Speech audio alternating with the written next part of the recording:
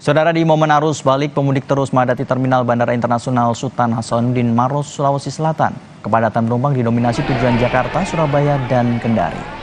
Hingga Minggu siang, kepadatan penumpang masih terlihat di Terminal Keberangkatan Bandara Internasional Sultan Hasanuddin. Para penumpang hendak melakukan perjalanan ke berbagai daerah tujuan usai berkumpul bersama keluarga saat perayaan Idul Fitri. Pada arus balik hari ini, pergerakan penumpang di Bandara Sultan Hasanuddin menembus angka 30.000. Jumlah ini terus meningkat dibandingkan hari sebelumnya yang hanya berada di angka 26.000 penumpang. Para penumpang yang berangkat melalui bandara ini didominasi tujuan Jakarta, Surabaya, dan juga Kendari. Peningkatan penumpang diprediksi masih akan terus terjadi mengingat waktu libur lebaran masih berlangsung. Kalau kita melihat dari hari ke hari, itu memang pergerakannya semakin meningkat ya, semakin meningkat. Tapi kalau kita memang bandingkan dengan tahun lalu, ya ini menurun. Oh, gitu. Pak, untuk pergerakan pesawat sendiri bagaimana Pak? Gimana? Pergerakan pesawat. Untuk pergerakan pesawat sendiri, H+3 ini kurang lebih sekitar 200-an ya.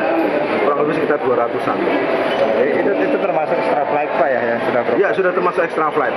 Sudah termasuk extra flight. Pak, sejauh ini Pak, tujuan daerah mana sih Pak yang didominasi dari pemberangkatan ini? Dominasi adalah Jakarta, Surabaya, Kendari. Memang ini tiga top rute ini memang yang selalu tinggi.